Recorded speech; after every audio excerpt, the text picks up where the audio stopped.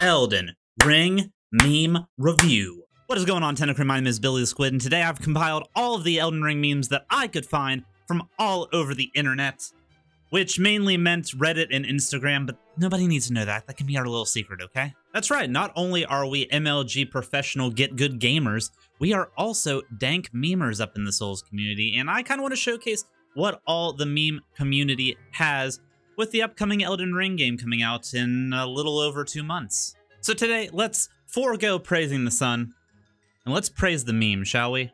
And to start things off, let's pay a little homage to games that might have inspired Elden Ring and other Souls-likes. As you may or may not be aware, it was recently Ico, that Shadow of the Colossus predecessor that actually ended up being its sequel game. Its 20th anniversary was recently, and it is no doubt that the Souls formula and Elden Ring all have taken inspiration from both Ico and Shadow of the Colossus in their level design. From Software making Elden Ring, Miyazaki playing Ico. It really is interesting how just like little tidbits of information from like these games and other sources have formed what we know and love about the Souls universe and the Elden Ring universe going forward. Ico was a wonderful example of environmental storytelling, and that shows up in a big way for any of the Souls game lore, Bloodborne lore, and most likely Elden Ring lore as well. And happy 20th anniversary, Ico. And speaking of other games that were definitely taken as inspiration, or other forms of media in general, taken inspiration for the Souls games and Elden Ring coming out, what they promised, what fans expected, and what they're delivering. As you can see there, you have Shadow of the Colossus, you have Ico, we already talked about those. Elden Ring is definitely taking the everything in the kitchen sink away from past Souls products, as well as Sekiro going forward, so that is a no-brainer. We're also getting the writing mind, George R.R. Martin, which, whatever you think of Game of Thrones, he does do very good world building, so that is nothing but a good thing. We also got a little jump button in there, some Lord of the Rings. Castle in the Sky, also from Studio Ghibli. That, believe it or not, is going to be pretty heavily influential in Elden Ring, I think. There's a lot of stuff going out there saying that there is a full Castle in the Sky area that will descend or whatnot at some point throughout the game. So that's really interesting to see how they're going to implement that kind of a mechanic. And there's a lot of environmental storytelling that shows that there is something up there.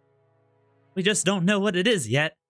And then you have the inevitable comparison that any open world game is going to get these days to Breath of the Wild. So I got a challenge for all you Breath of the Wild fans out there. Your next task, if you played Elden Ring, you shouldn't say it's like Breath of the Wild. Squid Game 2.0, I know. How many of you are going to survive? Let me know down in the comments below. But let's be real here, folks. There's only one real thing that a majority of us fanboys wanted from Elden Ring. Guys literally only want one thing, and it's fucking disgusting. Power stance. Power stancing, I'm so glad is coming back, even in the capacity that it is. It was honestly probably one of the best features from Dark Souls 2, and I'm glad that they're finally embracing some of the Dark Souls 2 genius that was there, because there is a lot of really good things out of Dark Souls 2 that I see being brought in to Elden Ring. And I'm not the only one. The meme community feels that way as well, as shows Fred of the Scooby-Doo gang. Who is it? Aw, it's old man Dark Souls 2. Yes, there is actually quite a bit of Dark Souls 2 inspiration and a lot of Dark Souls 2 feel to what people are saying about Elden Ring from the network tests and stuff moving forward. It's got that little bit slower pacing that Dark Souls 2 had without as much of the clunk and stuff that people like to complain about with Dark Souls 2. I really think this is going to be a swan song and really highlight some of the best features of Dark Souls 2 that just weren't able to shine due to the bloated nature of the game itself.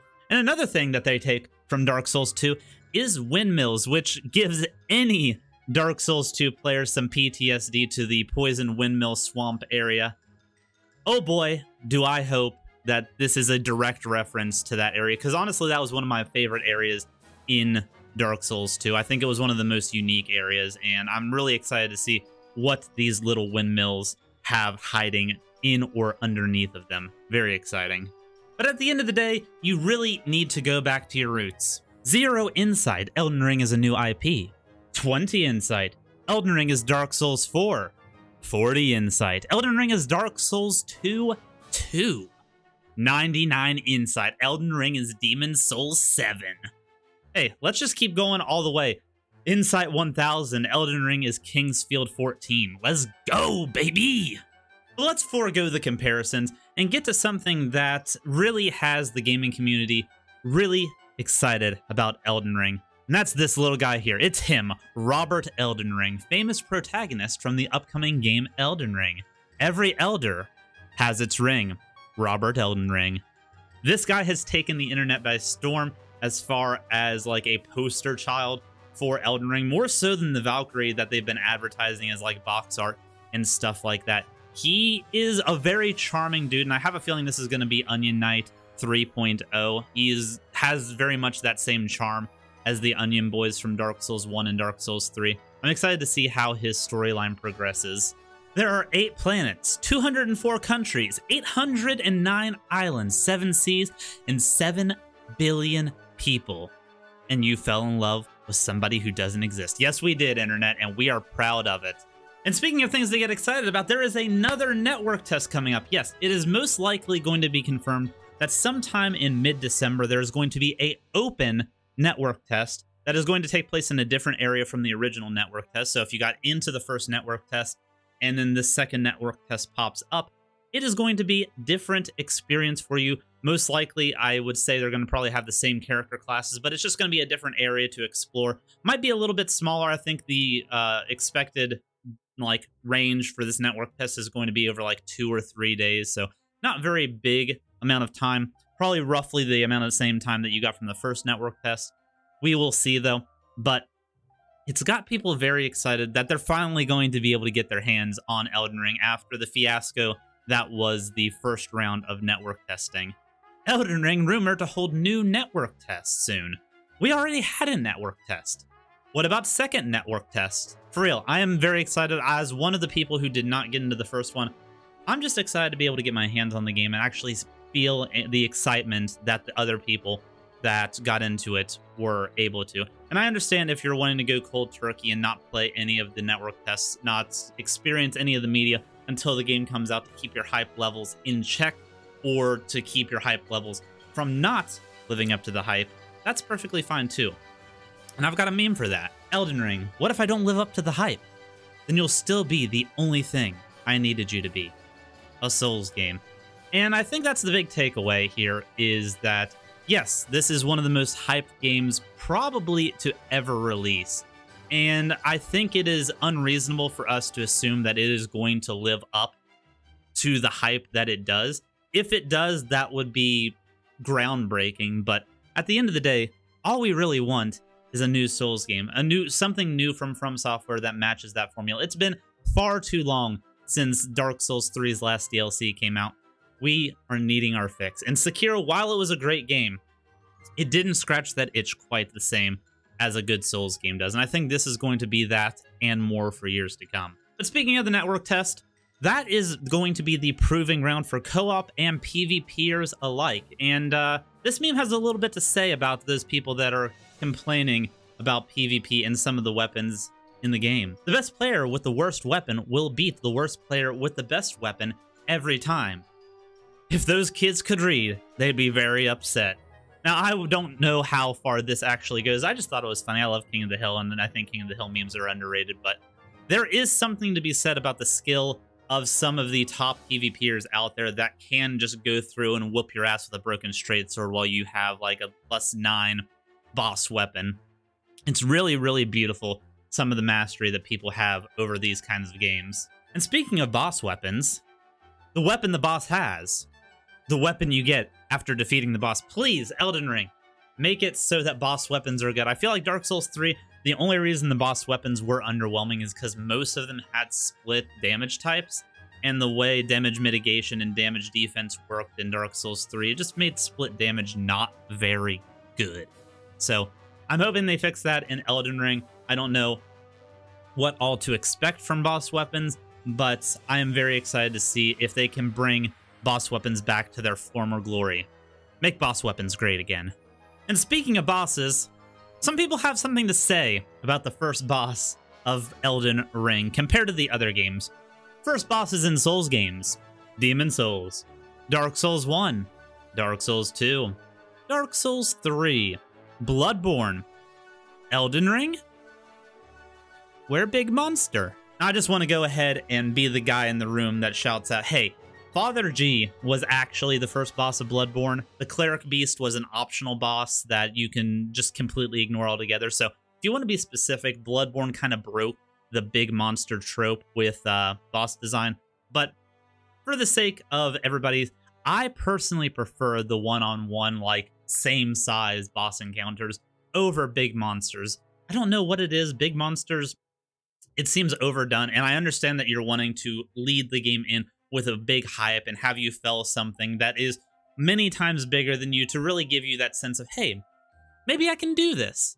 But I genuinely feel that there's a little bit more to be said about a same-size boss encounter, same weapon, that really gives you that feeling of, oh shit, this is happening, this is real, let's go. But even that being said, with most recent From Software boss design and enemy design in general, it does kind of seem like this is the case for most of the part. Smallest Soulsborne boss, you. And I've looked into it, and I've seen a few videos talking about it, and it seems to be a design aspect they are conscious of, making the player character smaller compared to the enemies that you're going to be facing, just because it makes it easier for them to make more intricate boss design moves. It makes it more engaging for the player so that they can actually, like, watch and be more easily able to see the tells of the enemy. It's just good enemy design, even if it does make you feel like a stunty in every single game that you play from Software. And I'm okay with that. And let's be completely honest with ourselves, folks. The bosses aren't the thing to fear in these games. What is truly to fear is an invader coming at you with the oh-so-famous character creation system. Character creation is coming. And oh boy, do I have high hopes for the monsters that are going to be made from this character creation system. If Nioh 2 set the bar for character creation as far as making beautiful people goes, I can only imagine the From Software character creator is just going to be a monster factory of itself. They keep going up and up the bar as far as character creators go. I am genuinely excited to see what kind of horrors await us in both co-op and PvP. The kind of summons that you bring in to help you with a boss that you just kind of send away just because you don't want to look at them for the 2 minutes that it takes to fight a boss. And to get you prepared for the network test, here is a little medley of memeage that came out of people who played the network test. Homing Crystal Somas, high FP cost, a sorcery, bleh. Boring spheres for projectiles, unsatisfactory damage per orb, and super late game. Glint Sword Arch, relatively cheap FP, L2 attack, used on many weapons, intelligence scaling optional, found early in the network test, badass swords for projectiles, great damage, can be used on horseback, epic magic animation. This both has me excited for the PvE aspects of this spell, but watching it, I think this is going to be a terror in any kind of PvP situation. I don't know where it's actually going to fall in the game, but the Soul Mass spams were always the bane of any aggressive PvPers playstyle, so we'll see how these end up balancing out in the full release. And speaking of balancing, what do you balance on? Your feet. And Miyazaki has an interesting relationship with feet in his video games. I assure you, artists, making them barefoot is crucial to the plot. From Software. It is really interesting that every single maiden, for the most part, has been barefoot, and that there's a lot of barefoot stuff that goes into this game. Fun fact, Elden Ring, if you go onto the beaches and you're walking around in your boots, you'll leave regular, like, boot prints. But if you go onto the beaches barefoot, you'll actually leave feet prints in the sand. Very interesting little tidbit, a little Easter egg, if you will. Not something most players are going to care about or notice, but it does increase that immersion, and I like that. Even if Miyazaki might be Tarantino in disguise. And speaking of Madman Miyazaki, do you want to explode? Yes, the exploding flasks are going to be wild. I could actually see a lot of really interesting, both applications PvE-wise and PvP-wise. Can you imagine having a gank squad run at you, and right before they get to you, you just take a little sip ski off one of these flasks, boom, 2 summons dead, a host left on his last leg.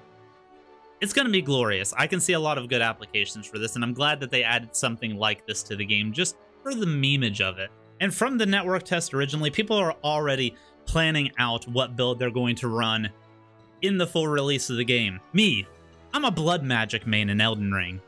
My friend, the game isn't even out yet. Me, did I stutter? Dude, if blood magic's anywhere, like even a fraction as good in Elden Ring as it is in, say, like the Convergence mod, blood magic's gonna be fun, and edgelords are going to be happy as hell for that. 3 months prior to release, speculating about the lore. 30 years after release, speculating about the lore. It is the gift that keeps on giving, honestly. From Software's environmental narrative really, really does well for making a community come together to find all the different puzzle pieces to piece together this story that From Software has made. And now George R.R. Martin has thrown his hat into the ring as well. I'm really excited to see how the community comes together to piece together what happened in the lands between. And speaking of the community coming together, there are some glitches that are really only affecting the PvP community. I guess I should help and report them to From Software, even though I don't plan on doing anything PvP related in Elden Ring myself. Less glitches is usually good, even if it doesn't impact me much at all. This is what we need to do, guys. There are a bunch of glitches and stuff that have came from Dark Souls 3 and are in Elden Ring. If this new network test does come out and we have it open to the community, we need to make sure that From Software is aware of any and all glitches that could negatively affect the game going down the road. We don't want this game to get to the end of its life cycle and then be plagued with glitches after the patching has stopped. And one last meme to sum things up. Acupuncture in different cultures. China, Japan, Korea, From Software games. Well, at least in From Software games, the acupuncture in that makes the pain stop forever. Or at least until you buy a new controller after smashing the previous one and jump back into it. Well, thank you very much, Crew, for enjoying some Elden Ring memeage with me. Hopefully you all enjoyed it as much as I did. If you want to see more videos like this in the future, I could definitely do this as like a monthly thing. Let me know down in the comments below how this landed. But until next time, much love. Bye-bye.